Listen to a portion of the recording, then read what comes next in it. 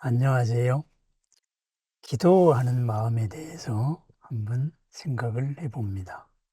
누누이 말씀드리지만은 우리는 기도하는 마음, 바로 다른 종교하고는 조금 다른 마음과 다른 자세로 기도해야 됩니다.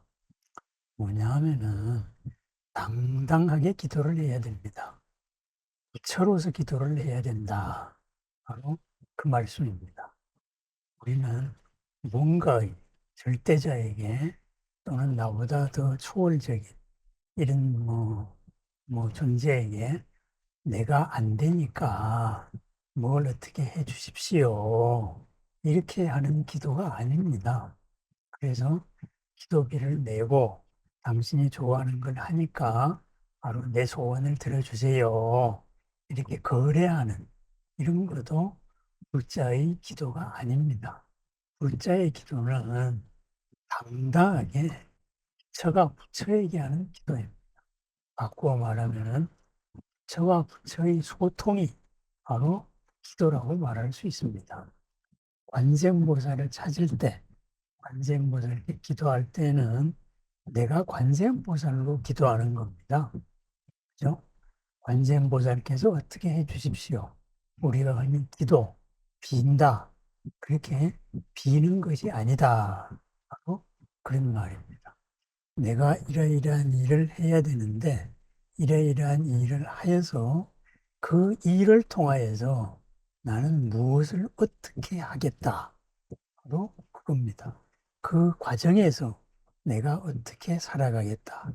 바꾸어 말하면 뭐예요? 바로 회양입니다. 그죠?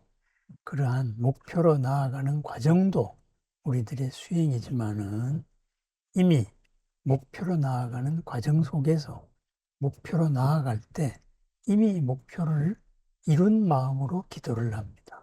목표를 이루었을 때 나는 그러한 공덕을 어떤 복덕으로 회양할 것이냐, 주변에 나눌 것이냐, 함께 할 것이냐, 이거죠.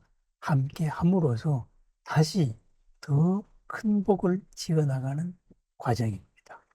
그렇게 기도하는 마음, 바로 당당하게 요구를 하는 거예요.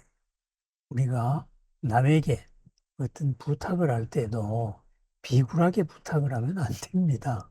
그죠? 움츠러든 마음으로 부탁을 하면은 그 부탁 잘 이루어지지도 않습니다. 왜? 움츠러들어 가지고 말할 때는 오히려 신용도가 떨어지기 때문입니다. 당당하게 요구하는 겁니다. 그래야 해서 이러한 일로서 이 부탁이 이루어졌을 때, 그죠? 그래서 나도 이롭고 또한 내가 이로움으로써 당신도 또 이로운 것이다. 이렇게 당당하게 하면은 주인과 주인으로서의 당당한 도움입니다. 일방적인 도움은 없다. 바로 그겁니다. 왜 그러느냐? 우리가 부처님이기 때문에 그랬습니다. 부처님이 가르쳐 주신 것이 바로 우리가 부처님이라는 사실입니다. 내가 부처인데 나만 내가 부처인 줄 모르는 거예요. 그죠? 부처님들의 볼 때는 참 내가 가지고 있어요. 가지고 있는 걸 발현 못하고 있어요. 스스로 만든 어부의 장애죠. 지난 삶의 그림자 때문에, 지난 삶의 관성 때문에 내가 그걸 못하고 있는 거예요. 그래서 부처님은 바로 사랑, 자비입니다. 연민입니다. 할 수 있는데, 이미 갖췄는데, 그죠? 부잣집 아들이 이미 부자이면서 왜 거지 노릇을 하느냐. 바로 그 말이죠. 그죠? 법화경에도 이런 비유는 많이 있지요. 그죠? 친구가 곤궁한 친구를 위하여서 급히 출장 가기 전에 옷에다가 그죠? 평생을 쓸 수 있는 그런 천금의 구슬을 바로 만금의 구슬을 넣어줬다 이거죠. 그랬는데 그거를 모르는 거예요. 그렇게 해서 갑자기 나를 버리고 갔다. 눈 떠보니까 대접 잘 받았는데 눈 떠보니까 사라졌다. 그렇게 해서 친구가 나를 버렸구나. 이렇게 원망하면서 살았단 말이죠. 나중에 다시 만나고 보니까 바로 왜 이렇게 살고 있니? 어? 나를 버리고 갔지 않았느냐? 버린 게 아니다. 너 옷 속을 보자. 왜 소매 속에 그 구슬이 여전히 있었단 말이죠. 그죠? 그렇습니다. 그러한 천금의 보배, 천금의 지혜는 사라지는 것도 아니고 사라질 수도 없습니다. 왜? 우리가 본래 갖추고 있기 때문에 그것을 깨우쳐 주시는 것, 바로 부처님입니다. 그래서 부처님은 끝없이 우리에게 연민, 그죠? 그리고 자애를 보내주시고 계신 거죠. 그렇습니다. 부처 될 사람이 이미 부처인 존재가 부처에게 기도하는 거예요. 거기에서 비굴할 게 없습니다. 다만 부탁을 하는 목적이 분명해야 합니다. 이것으로서 내가 어떻게 부처님답게 보살님답게 살아나가겠다. 그죠? 그러한 자세가 분명해야 하는 것이죠. 그죠? 그랬을 때 바로 나의 원이 이루어집니다. 세상을 망하게 해주세요.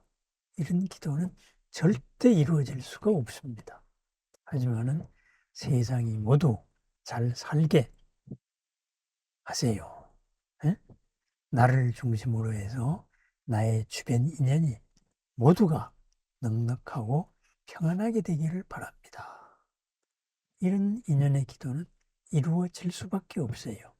이미 이루어진 겁니다. 내 마음 속에서.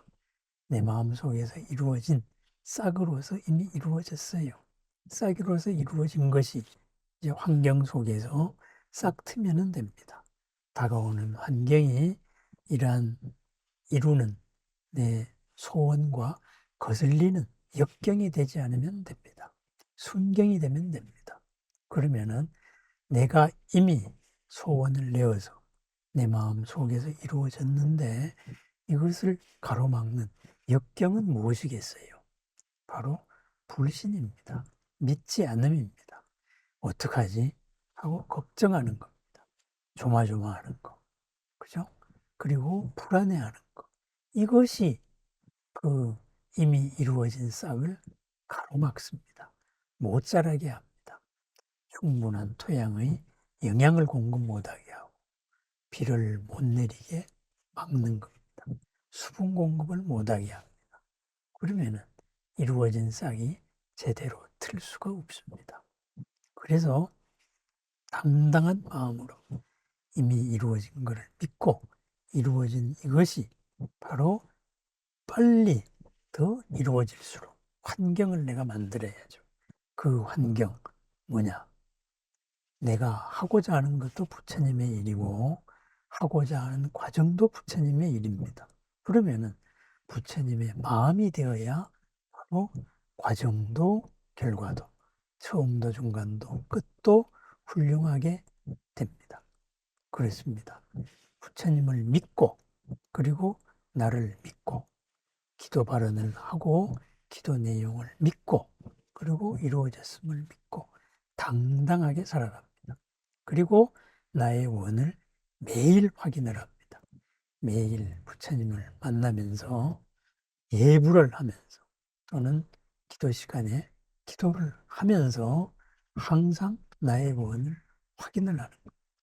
내 목표를 구체적으로 확인을 해 나갑니다. 큰 목표로 다가가면서 중간중간에 점검을 부처님과 함께 끝없이 해 나갑니다.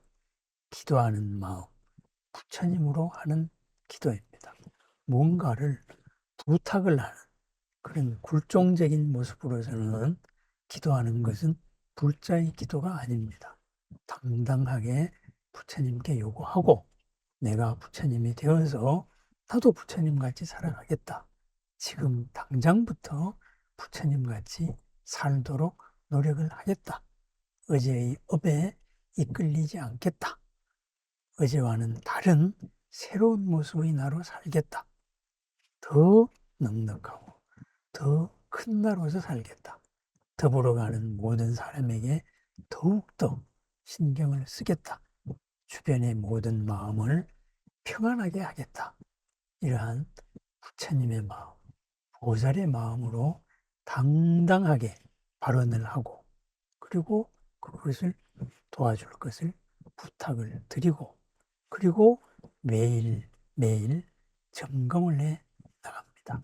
기도하는 마음, 당당하게 기도하는 내용, 부처님 가르침에 맞게 기도하는 상대, 부처님이나 보살님을 대하는 마음, 내가 그 부처님으로, 내가 관세음보살로 기도를 합니다.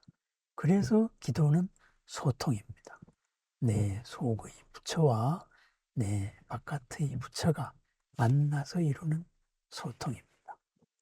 미완성, 싹과 완성이 만나서 싹이 확 튀어나오는 그러한 과정입니다. 당당한 기도로서, 주인의 기도로서, 부처님과 보살님의 기도로서 부처님과 보살님과 함께하는, 그리하여서 나의 원을 확인을 하고 매일매일을 점검해 나가는 보람과 공덕의 나날, 복 가득한 나날을 축원합니다. 불자의 기도, 부처님의 소통이고 부처님과 부처님의 기도이며 부처님과 부처님이 함께 이루어가는 공덕과 복덕, 지금 이 자리에서 가장 훌륭한, 처음도 중간도 끝도 가장 훌륭한 삶입니다. 기도의 삶, 수행의 삶, 부처님과 소통의 삶, 부처님과 공명하는 나날의 삶을 축원합니다. 감사합니다.